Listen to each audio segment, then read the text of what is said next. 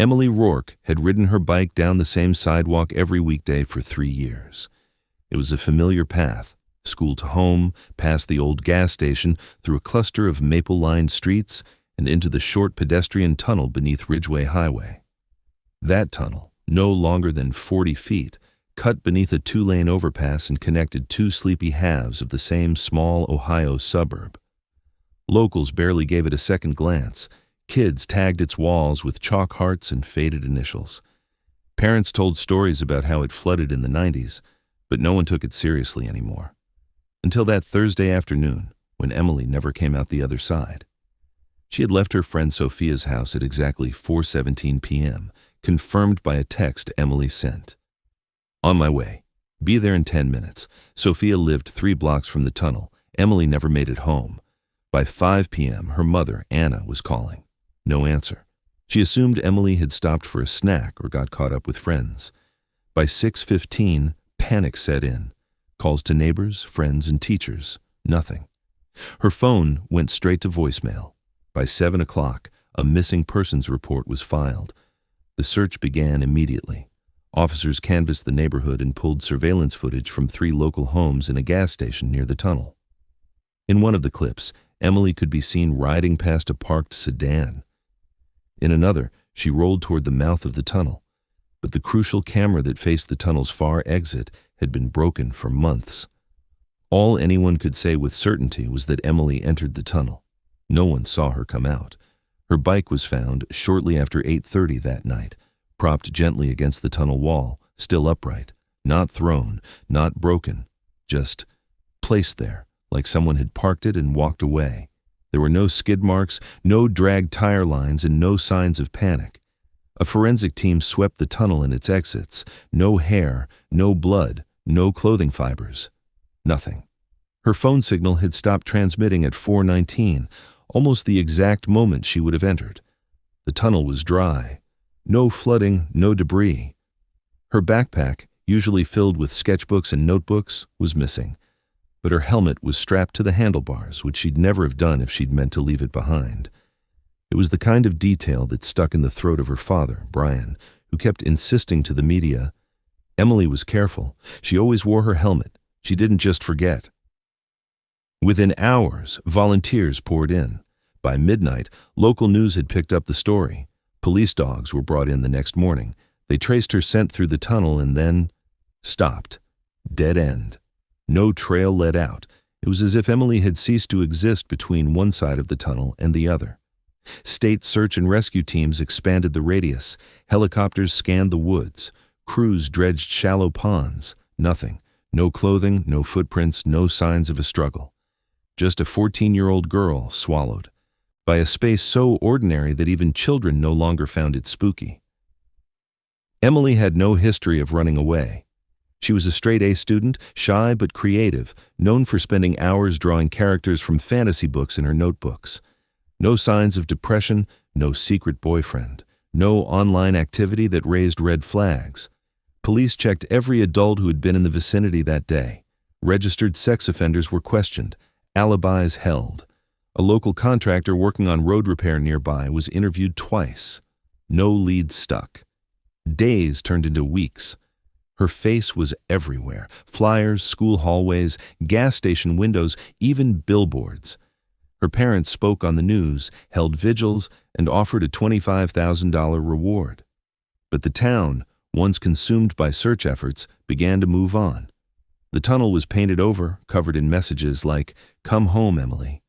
Her classmates left flowers at the bike rack near the school. A yearbook page was dedicated to her in silence.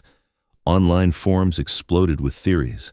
Some believed she was kidnapped by someone living in the tunnels, a recluse or ex-con hiding in the infrastructure. Others suggested she had staged her own disappearance, perhaps lured away by someone online. But no IP logs or chat records suggested anything suspicious. There was no history of mental illness, no reason to leave. And yet, no sign she had been taken. The most baffling thing, investigators said, was the complete absence of a struggle. The tunnel wasn't big enough to conceal anything.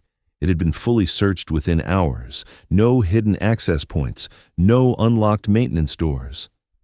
Her parents revisited the site constantly, sometimes just to stand in that echoing space and feel the silence that had stolen their daughter. There were no updates, no ransom, no sightings, just a girl who entered a tunnel and never exited. As months passed, the case lost momentum. Leads dried up. A detective was reassigned. The news cycle turned. But Anna Rourke never stopped showing up.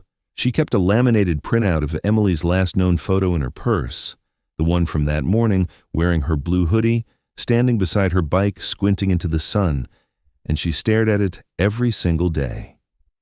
Somewhere between grief and denial, she repeated the same phrase to herself like a liturgy. Someone knows something. People don't just disappear. And yet, for almost 2 years, that's exactly what Emily had done. Investigators were trained to look for patterns, timelines, and human behavior that strayed from the norm. But with Emily Rourke, there wasn't a single part of the puzzle that fit traditional logic. 14 years old, suburban neighborhood, middle of the afternoon, a clear path home, a bike ride through a public tunnel that took less than 30 seconds to cross, and then, nothing. The bike was found standing upright. Her phone went dead as she entered. No sound, no scream, no disturbance. No one saw anyone suspicious, and there was no known exit besides the 2 openings at either end. Emily walked, or rode, into a tunnel and did not come out. In the days that followed, the case quickly became the highest priority for local law enforcement, and every road led back to that tunnel. The tunnel in question was not part of some massive underground labyrinth. It was a basic stormwater pass-through, meant to divert runoff beneath Ridgeway Highway, like hundreds of others scattered across the country. It wasn't deep or hidden. It was straight, visible from both ends, dry during most of the year, and partially lit by an overhead power line. Yet, it had become a black hole. The early searches turned up nothing, and so the department escalated. A team of structural engineers was brought in to assess the possibility of concealed access points. They traced the tunnel's construction back to blueprints drafted in the late 1970s. That's when the first unusual detail surfaced. According to archived plans, the tunnel once connected to a larger stormwater network that extended beneath what used to be an industrial sector. The factories were long gone, and most of the connected pipelines had been sealed off by 2005 following environmental inspections. But not all the connections were documented. Over the years, some blueprints had been updated, others hadn't. It became clear that several subterranean corridors weren't properly accounted for. A rusted access grate midway through the tunnel showed signs of tampering. Not recently, but enough to raise suspicion. A cadaver dog was deployed, and it alerted faintly at the base of the grate. Not a full alert, just enough to indicate that something biological had passed through that space. The team removed the grate and sent in a drone outfitted with infrared cameras. It went 40 meters before the signal cut out. They recovered the drone and analyzed the footage. The camera had captured a narrow shaft extending east, sloped downward at a severe angle. The walls were aged brick, indicating it was part of the older sewer system built before the city underwent its infrastructure overhaul. A man would have to crawl to get through, but a teenager could fit more easily. There were no footprints, no handprints, and no visible movement in the video, but it reopened an avenue that investigators hadn't considered viable. That Emily hadn't been taken in broad daylight, but lured or forced into a space no one thought to look in. A confined space team was sent in the following day. They found nothing, no fabric, no DNA, no sign of habitation, but they confirmed the existence of 3 additional offshoots from the main storm tunnel, none of which were listed in the current city plans. By this point, word had spread. The press seized on the idea of an underground abductor. Online forums exploded with theories. Reddit threads claimed a local predator was using hidden infrastructure to stalk victims. Others proposed the tunnel led to a forgotten series of utility corridors, possibly even military in origin. Some believed Emily had been trafficked. Interstate 70 was less than 4 miles from the tunnel, a known route used by cartels and trafficking rings. But there were no camera sightings, no highway gas station receipts, no one reported seeing her anywhere. The family clung to hope even as public attention began to fade. Her mother, Anna, went on every local talk show. She sat for interviews, she walked the tunnel every Sunday morning and left flowers by the grate. Her father, Brian, stopped talking to reporters altogether. He spent his time requesting access to city records, filing FOIA requests, and mapping out forgotten infrastructure in their area. It became a kind of obsession. He believed that whoever took Emily knew something the city didn't, that they had access to a system no longer monitored, no longer remembered. When local police could no longer justify the manpower, volunteer search teams formed. Some were organized and legitimate, others were just people chasing stories. Theories became myth. A few claimed the tunnel was haunted, that it had claimed others. But none of those claims held weight. No other children had disappeared there, no history of deaths, just Emily, and just silence. The tunnel was pressure washed twice in the first year. Kids painted murals over the graffiti. One of them was a portrait of Emily in pastel blue, her eyes turned toward the tunnel's mouth as if waiting for someone to walk out. Eventually, investigators submitted a request to the state for assistance in mapping forgotten infrastructure across the region. It would take months to process. In the meantime, the trail grew colder. No new leads, no sightings, no activity on her social security number. Her school emails were left untouched. Her sketchbooks, left at home, were studied for clues. They offered nothing. In the words of the lead detective, it's like she entered a space that doesn't exist anymore. What haunted the team most wasn't just the lack of evidence, but the proximity. The tunnel wasn't remote. It was in the middle of town, surrounded by homes, shops, and families, and yet somehow, in broad daylight, under everyone's eyes, Emily vanished. And there was no map, no route that could show where she'd gone next. It was a Sunday morning, 3 weeks after Emily disappeared, when a man out on his regular jog took a different path than usual, cutting through a narrow concrete underpass on the city's south end. It wasn't far from the Briarwood train bridge, a stretch of cracked pavement, shaded and damp even in summer, where runoff pooled after storms. Most people avoided it. The jogger, a middle-aged schoolteacher named Greg Holtz, later said he wouldn't have even noticed if the sun hadn't hit it just right. On the lower edge of the eastern wall, near the moss-covered base of the bridge, someone had written a name. In faded, uneven chalk, Emily R. And next to it, a small heart drawn in the same pale strokes. The heart was jagged, almost crude, like it had been drawn with a trembling hand or by someone in a hurry. Beneath the name, just faintly, was a date, though whether it was meant to be a date or simply scribbles was hard to tell. Greg stared at it for several minutes, then he ran home, called the non-emergency police line, and said the words no one wanted to hear. "I think someone's leaving messages about the missing girl."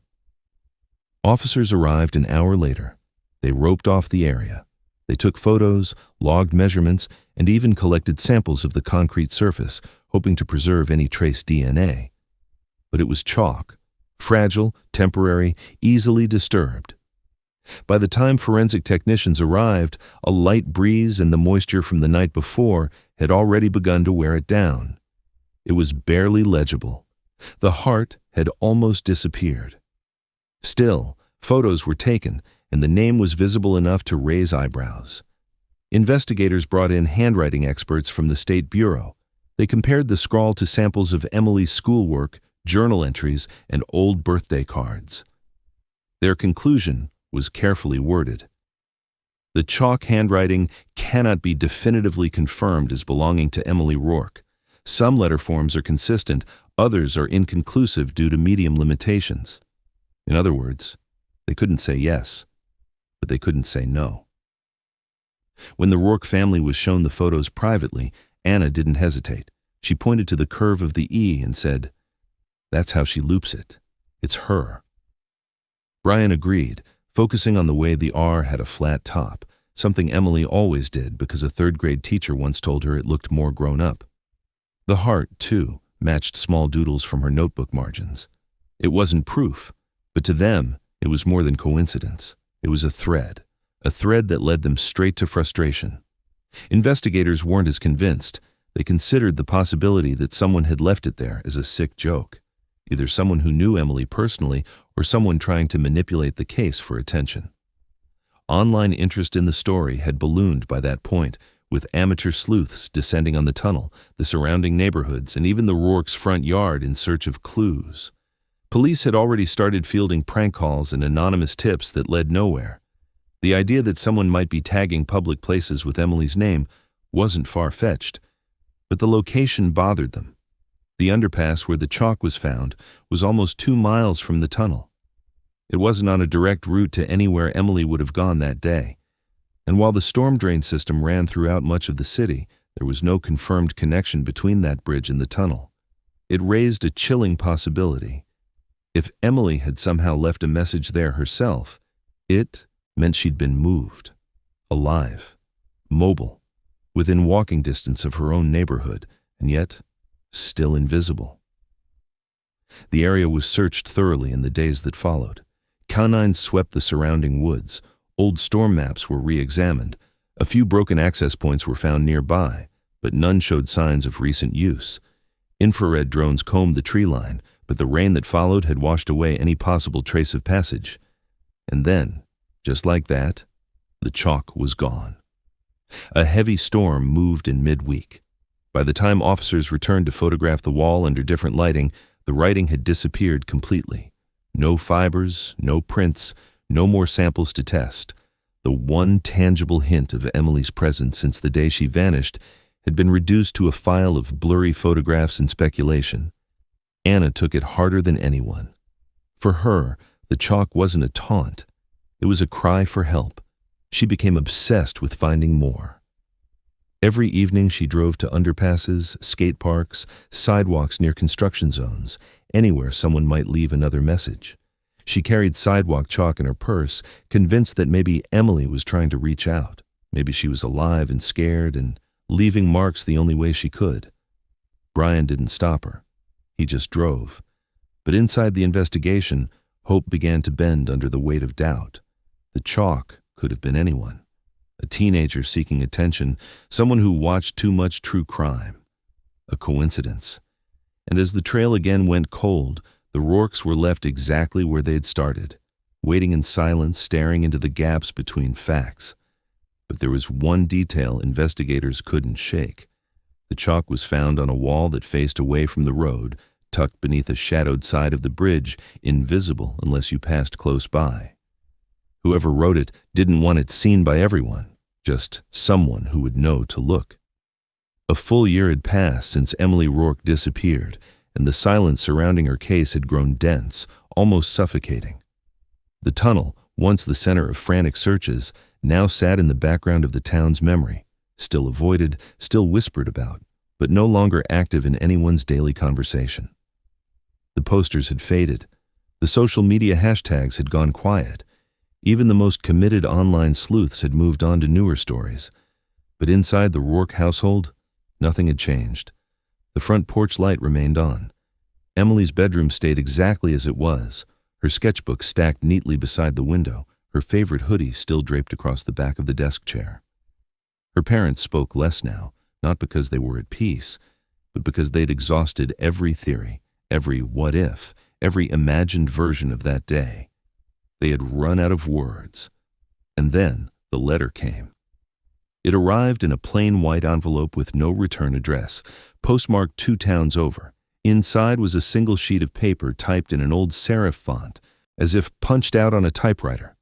There was no name, no introduction, no signature, just one line. Check the grates.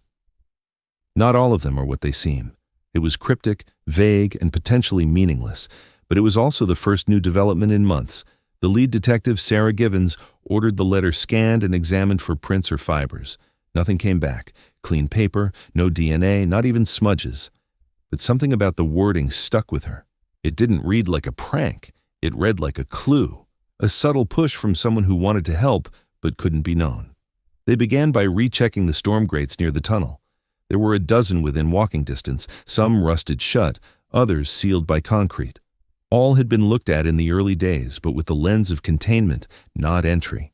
This time, they approached the question differently. What if someone had used the system, not just as a place to dispose of evidence, but to move, to hide, or to hold? The city's current infrastructure map didn't offer much insight. Everything had been digitized in 2012, and older maps had been archived or lost. So Givens called in a private consultant, someone who'd worked the city storm system decades ago and knew the old layouts better than anyone still on payroll. His name was Don Myers, a semi-retired contractor who'd helped lay piping in the late 80s and early 90s. At first, he was reluctant to get involved. He said he didn't want to stir ghosts. But when he heard the name Emily Rourke, something in his posture changed. He pulled out a thick binder from his garage, dusted it off, and opened it to a page marked Zone 3 Industrial. What he showed the team wasn't on any current record, a secondary bypass system that had been built as an overflow channel beneath the Ridgeway corridor. It had been designed to route chemical runoff from the industrial park before EPA regulations forced the plant's closure.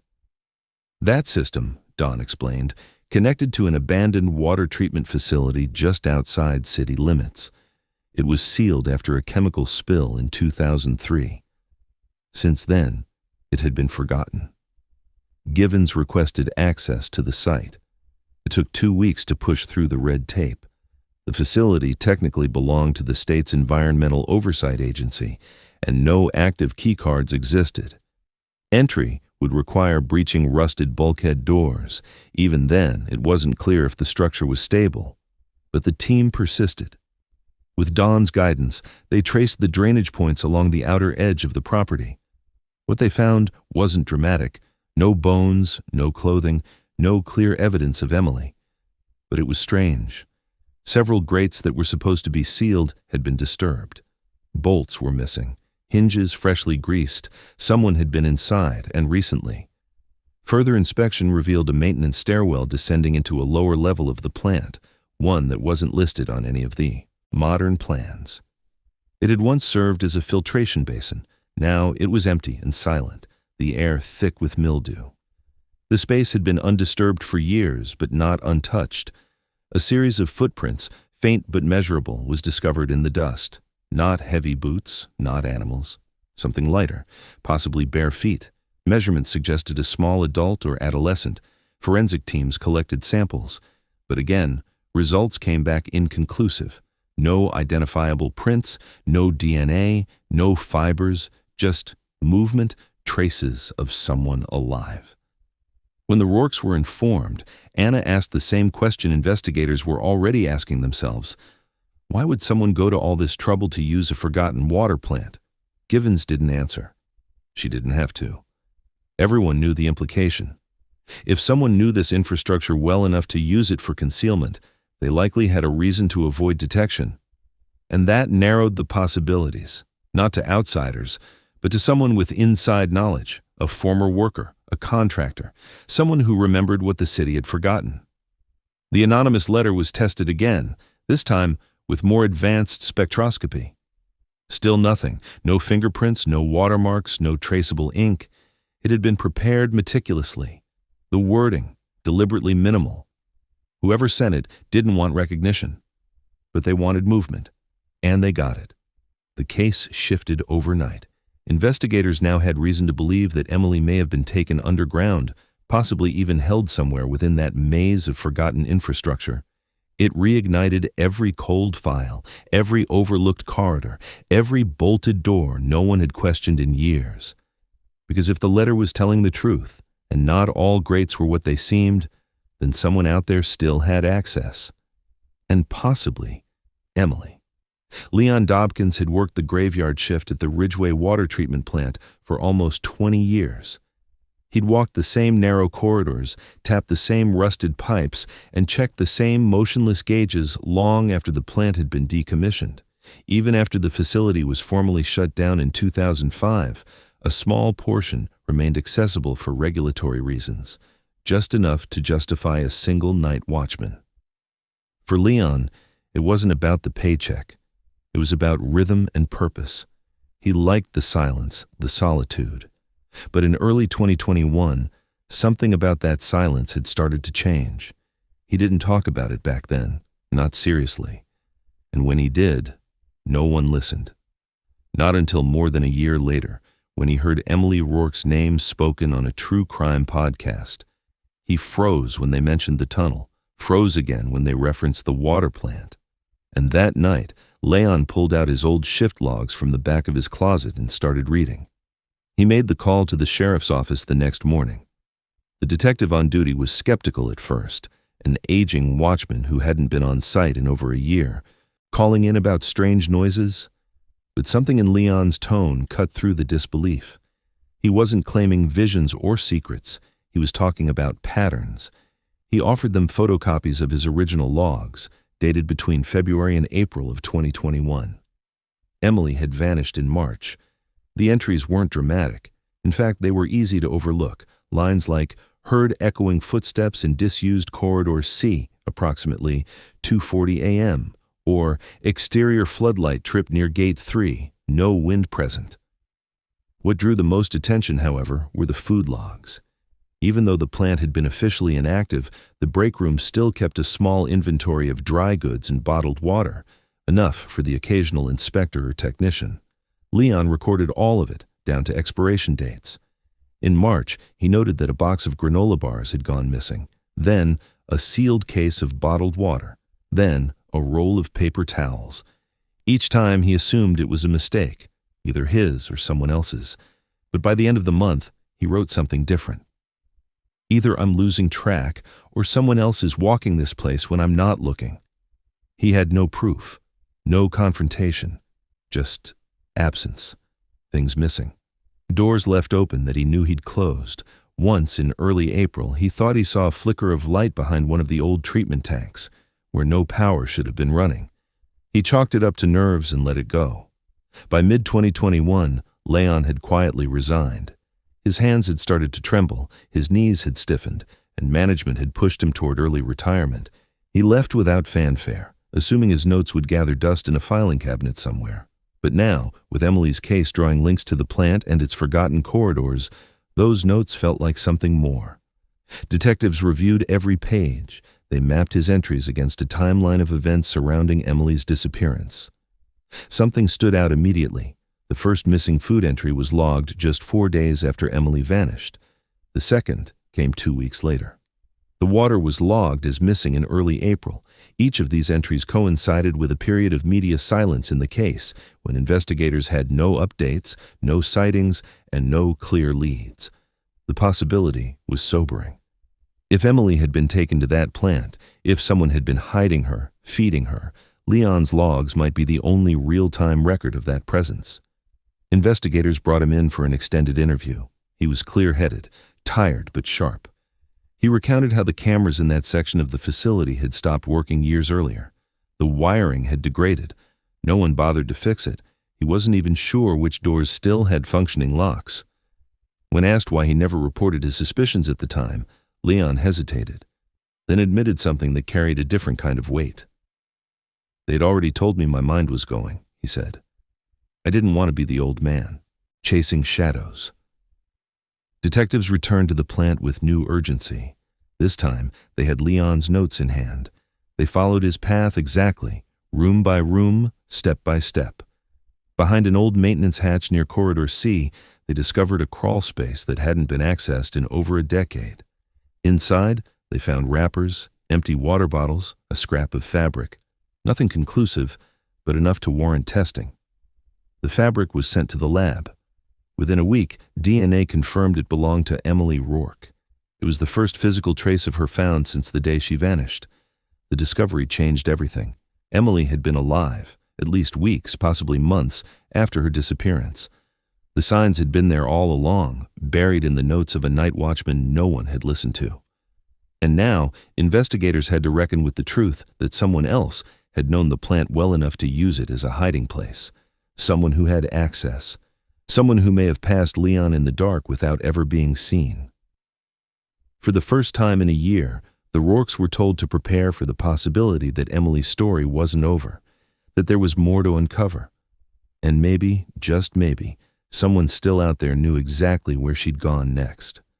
For weeks after Leon Dobkins came forward, detectives worked around the clock to map every inch of the abandoned water treatment facility. Armed with his detailed shift logs, old city schematics, and environmental inspection documents dating back over 2 decades, the team started reconstructing a forgotten piece of the town's infrastructure, one that had been physically buried and bureaucratically erased. Deep beneath the plant, they discovered an access stairwell that hadn't appeared on any digital file. The stairwell, sealed behind a storage bay and partially hidden by collapsed shelving, was only visible once a rusted supply locker had been hauled aside. It led down 2 flights into darkness. There were no functional lights, no working air vents. The walls were thick concrete, coated in decades of mildew. At the base of the stairs, they found a heavy steel door. It was corroded at the hinges and swollen from years of humidity, but to their surprise, it wasn't locked. It hadn't been locked at all. The door groaned open under force, revealing a rectangular chamber roughly the size of a large basement utility room. The air inside was stagnant, heavy with the scent of old metal and decay. There were no signs of modern occupation, no cameras, no power, no movement. But in the far corner, partially shielded by a leaning slab of wood, was a makeshift cot. The mattress had collapsed inward, its center darkened by moisture and time. Next to it lay several candy wrappers, faded and partially chewed, a cracked bottle of water, half full, and a hoodie, navy blue, torn at the hem, a size that matched what Emily had been wearing the day she vanished. Investigators froze. No one spoke for several minutes. The evidence was collected carefully, cataloged, and sent to the lab. The hoodie was confirmed to contain multiple strands of Emily's hair. The DNA was indisputable. After nearly 18 months of silence, there was proof, not only that Emily had been taken, but that she had been alive after her disappearance. She had been held here, in this forgotten chamber beneath the city, hidden beneath layers of concrete and bureaucracy. The team didn't know whether to feel relief or dread, because if she had lived past that first day, it meant someone had been responsible. Someone had sustained her, or controlled her. And the signs pointed to someone who had intimate knowledge of a place that no longer existed on paper. Photographs of the space were shown to the Rourkes privately. Anna stared at the cot for several minutes before asking a question no one could answer. How long was she there? The scene had the unmistakable weight of stillness, months, maybe even longer. There were no scratch marks, no evidence of chains or restraints, but there was no door handle on the inside. Whoever had used this room had done so knowing it wouldn't be discovered easily. There was only one exit, and someone else controlled it. The forensic team expanded their sweep outward from the stairwell. Behind a warped maintenance panel, they found a second crawl space, leading into a narrow concrete shaft no more than 4 feet tall. The shaft snaked toward a sealed drainage basin. Inside it, more debris, an empty packet of tissues, a crushed juice box, a pencil worn down to its nub.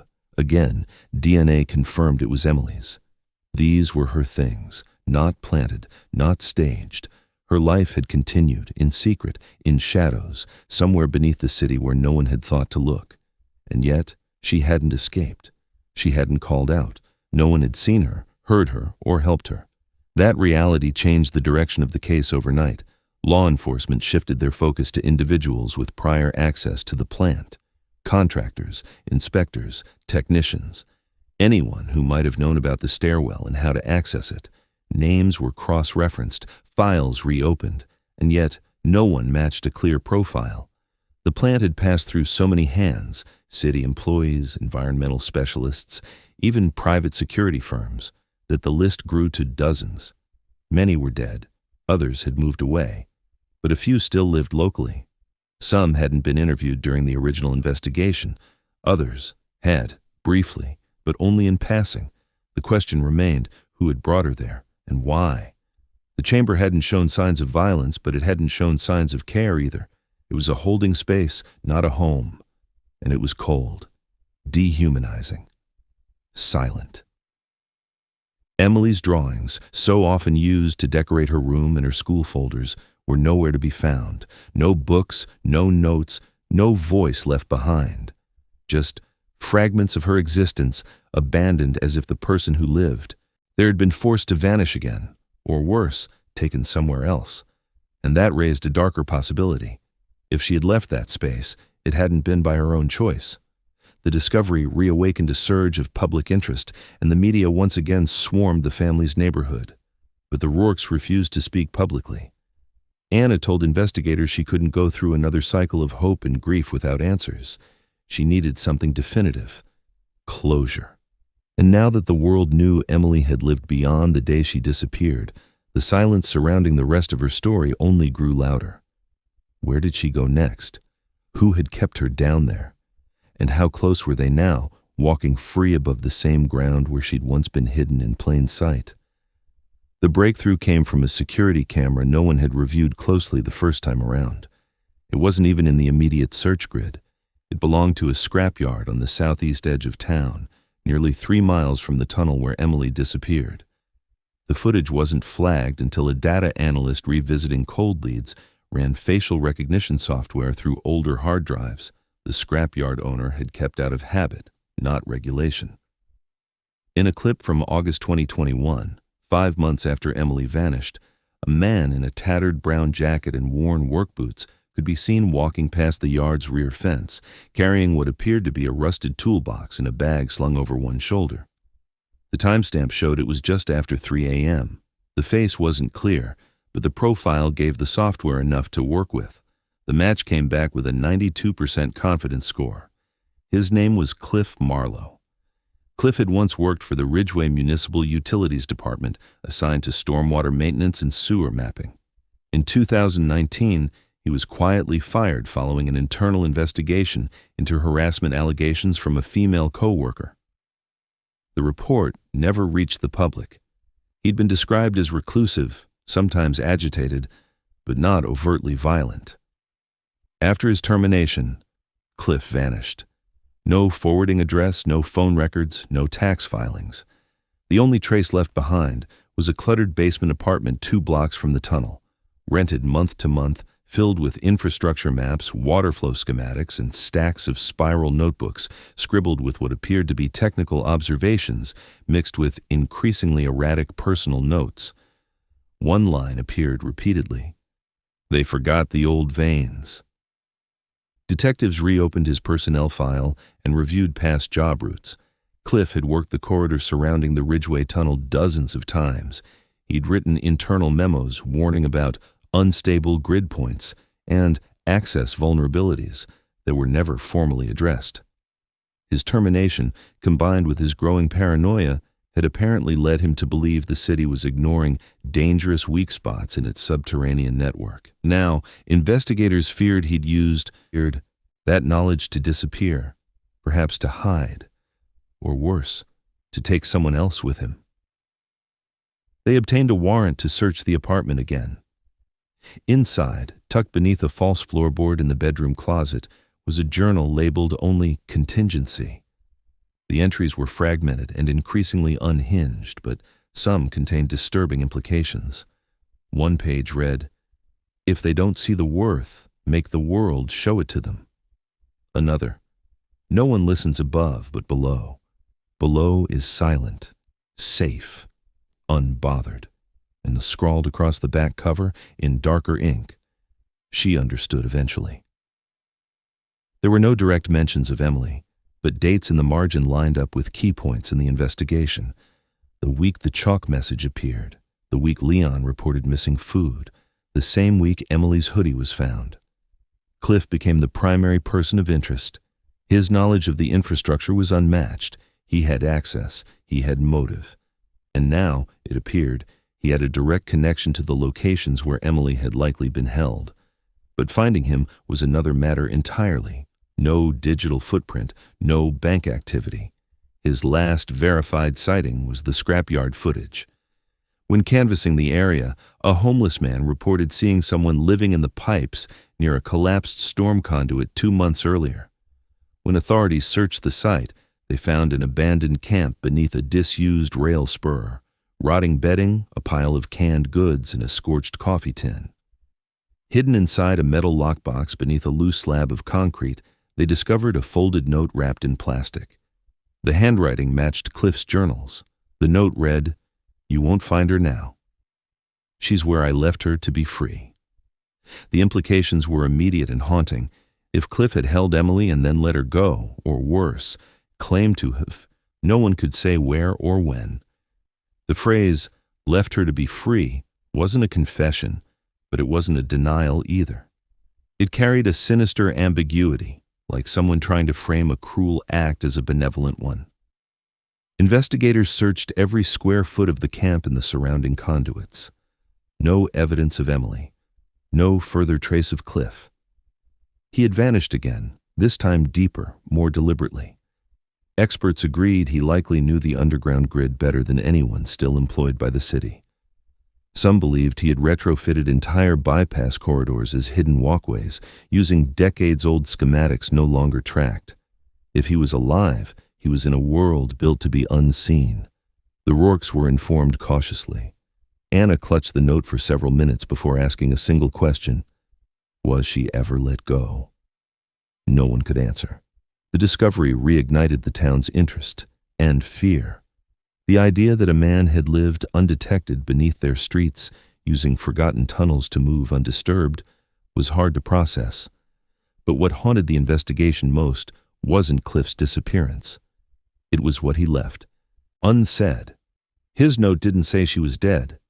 It didn't say she escaped. It said she was left. That single word reshaped everything, because it meant he believed he had a say in where she went. And the next logical question was, where did he leave her? And was she truly free, or still waiting for someone to find her? 2 years to the day since Emily Rourke vanished into a tunnel without a trace, a crew from Ridgeway's Public Works Department was sent out to address what should have been a routine drainage issue. The call came in about a collapsed grate behind the old utility corridor near the southeast edge of the city, an area largely forgotten since the industrial shutdown nearly 2 decades earlier. Most of the workers on site had never been there before. The path leading to the grate was overgrown, and when they reached it, the structure was barely visible behind layers of rust, mud, and twisted brush. One worker, assigned to remove the debris, noticed something strange just behind the damage, a rectangular metal panel set into the wall that didn't match any blueprint they'd reviewed before arriving. It wasn't city-issued. The bolts looked aged, but not original. Someone had installed it deliberately, long after the plant had been closed. They notified their supervisor, who ordered the panel opened under the presumption that it might contain legacy equipment or forgotten wiring. When they unbolted the cover, it came off easier than expected. Behind it was a shallow recess, no more than 2 feet deep, lined with a sheet of plastic insulation. And inside that space, wrapped neatly in a waterproof bag, was a single object, a Polaroid photo. The edges were damp but intact, sealed well enough to survive what looked like months underground. The image was grainy and slightly discolored but clear. A young girl seated on a concrete floor, her knees drawn to her chest. Her hair was longer, darker, and tangled, but her face was unmistakable. It was Emily. She looked tired but alert, thin but not broken.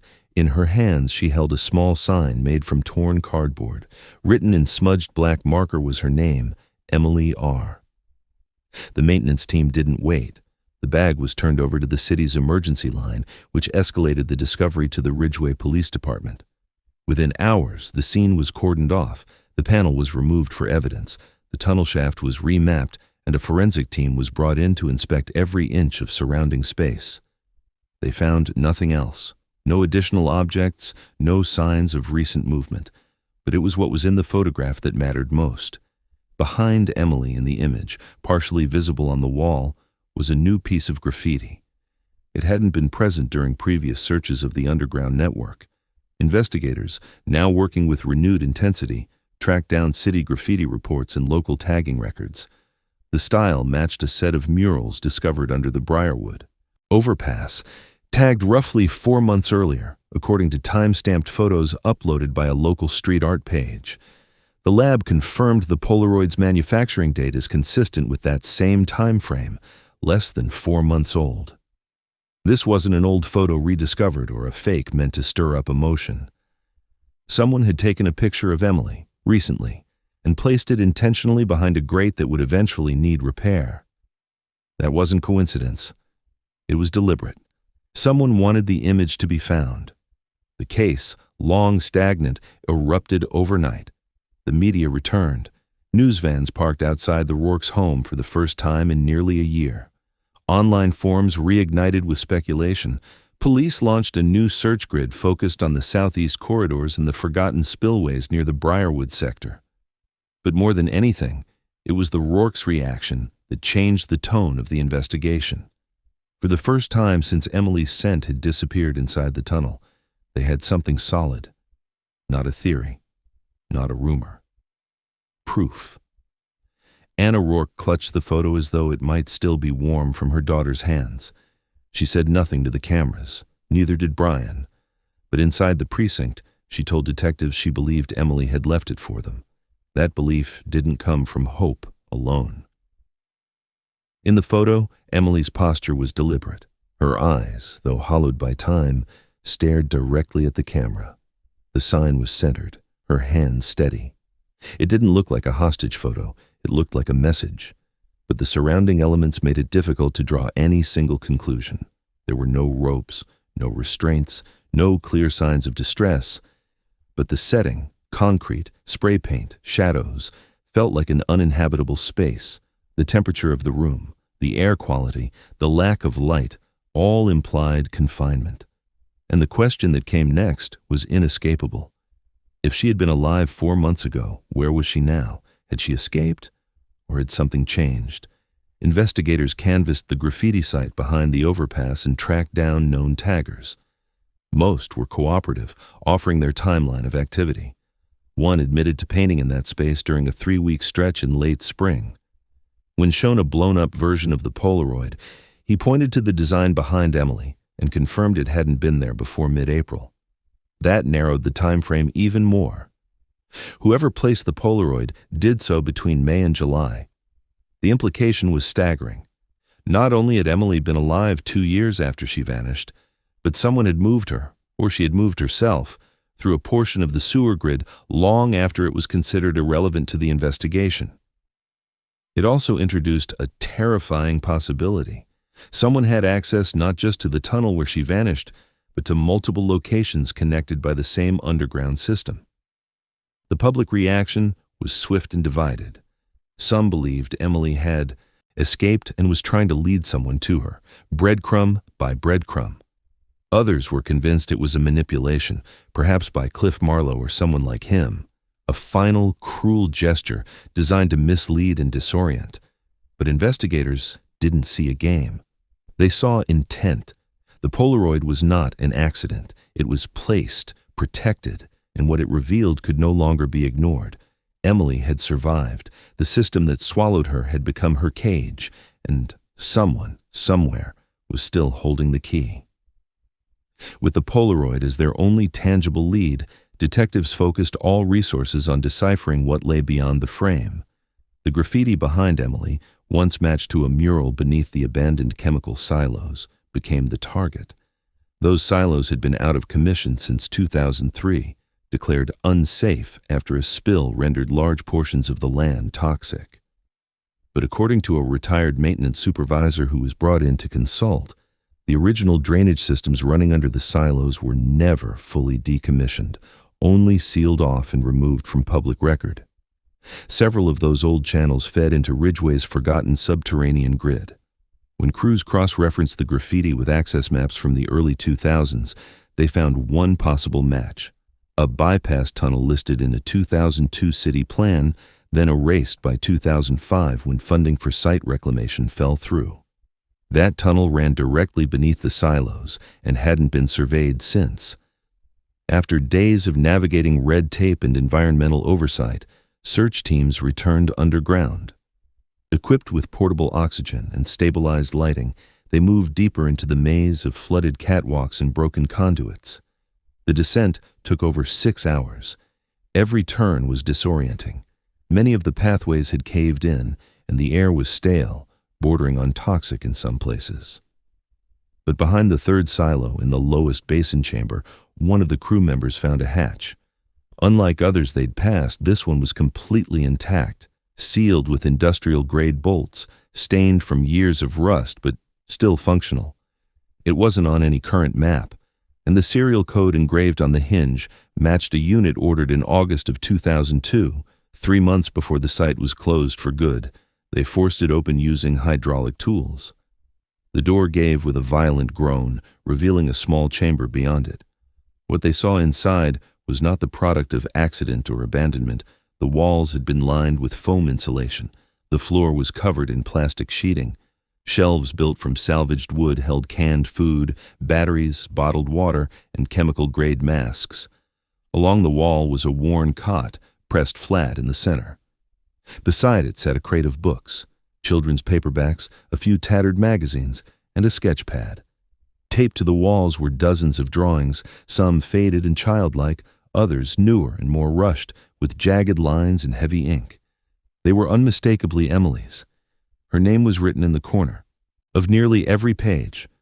The room was cold and silent, but not lifeless. It had been lived in, and not long ago. The dust hadn't yet settled. One of the investigators touched the cot. It was still warm. Further examination found 2 sets of footprints, one small, barefoot and consistent with Emily's size. The other is larger and wearing work boots. The larger set tracked in and out of the room, trailing into the tunnel. Near the far wall, someone had etched a message into the insulation with the tip of a key or screwdriver. It read, "Wait here until the noise stops." The evidence was processed, documented, and sent to the lab. DNA confirmed it beyond doubt. Emily had been there. Her hair was found on the cot, her prints on the books, and her skin cells on the walls. This wasn't a place she had been taken once. It was somewhere she had lived, hidden, held, or possibly convinced to stay. The timeline matched what they'd feared. She'd been alive, very likely up until just days before the team arrived. One of the boot's footprints led out of the chamber into a secondary shaft that curved upward for nearly half a mile before ending in a metal sluice gate. When crews reached it, they found the lock had been recently removed. A trail of muddy prints led from the exit to a slope behind a city-owned maintenance fence, and then disappeared into the wooded patch of land just behind the Ridgeway bus depot. The surveillance system at the depot was faulty. Most of the cameras were dummy units, and the one pointed toward the rear fence had been dead for over a year. No buses had reported suspicious activity. No drivers saw anything. The trail ended in dry gravel, but something about the hatch had changed everything. This wasn't speculation anymore. Emily had been here, recently. Someone had been feeding her. Someone had kept her hidden, well-fed enough to survive, but isolated enough to prevent escape. The drawings inside the hatch weren't just art. Some were instructional. Be still when he checks the light. Don't cry when you hear the drain. Breathe slowly when the footsteps stop. It read more like survival conditioning than creative expression. One image showed a hallway with what looked like a calendar of marks, hundreds of ticks like days counted. Another was a crude sketch of what looked like a bus. Below it, a single word: leave. Search teams spent the next 4 days mapping every possible exit route from the silo grid to the depot. All had long since collapsed or were too narrow for sustained travel, except the one she'd used. It had been intentionally cleared. Someone had prepared it. Not randomly, not in panic. It had been planned. If she were on foot, she would have emerged only minutes before the hatch was discovered. Whoever she was with, if she was with anyone, was already gone by the time law enforcement arrived. Anna Rourke stood at the entrance to the depot 2 days later, holding the Polaroid, staring into the trees behind the lot. She didn't speak to reporters. She just stood there, scanning the silence. Emily was close, that much she believed, but she wasn't in hiding because she wanted to be. The drawings had made that clear. Someone had told her how to behave, when to breathe, when to stop moving. And now, someone else knew she'd nearly been found. They were moving her again. But the investigators knew something else now, too. Emily wasn't just surviving, she was trying to communicate. The question wasn't whether she'd left clues. They knew she had. The question was, could they reach her before whoever held the key disappeared again, for good? 3 days after the hidden hatch was discovered beneath the chemical silos, after the trail of muddy footprints vanished near the storm runoff behind the Ridgeway bus depot, a call came in from a small urgent care clinic in Denton County, 60 miles east of Ridgeway. It was just after 7 in the morning when a disoriented young woman walked barefoot into the lobby. Her clothes were oversized and dirty, her hair tangled, and her posture frail but upright.